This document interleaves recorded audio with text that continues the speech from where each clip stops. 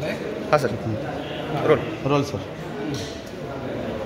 विटा police station दाखल 52/25 गुन्हा नंबर यामध्ये जे अंमली पदार्थांवर पोलीस विभागाने छापा घातला होता आणि या कारवाईमध्ये साधारणतः आपल्याकडे 30 कोटीपर्यंत जो मुद्देमाल जप्त केलेला आहे।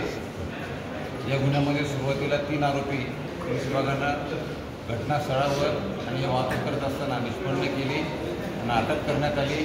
तर त्यांची पोलीस कस्टडी आमच्याकडे आहे।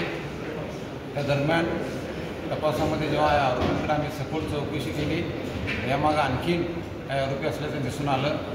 त्यावरून आम्ही तात्काळ काही आरोपींचा शोध घेऊन आणखीन 3 आरोपींना अटक केलेली आहे।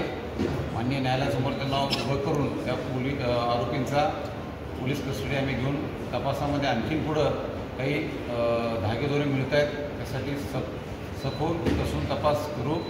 आणि मला विश्वास आहे की याचं जे काही रॅकेट आहे, नेक्सस आहे, ते आम्ही उद्ध्वस्त करू आणि कुठेही परत आपल्या जिल्ह्यामध्ये अशा पद्धतीनं कोणी हिंमत करणार नाही।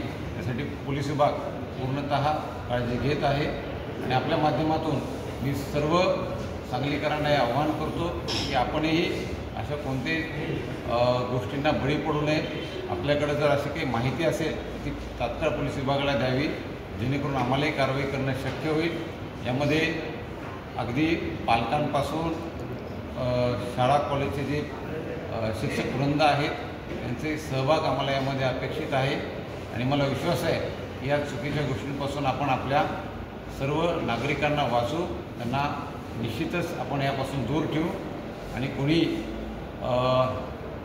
अशा पद्धतीचे गुन्हे करण्यासाठी धजावणार नाही आणि आपल्याकडे कोणी अशा पद्धतीनं सांगलीमध्ये प्रवेशही करणार नाही। धन्यवाद। मुंबई अर्थरोड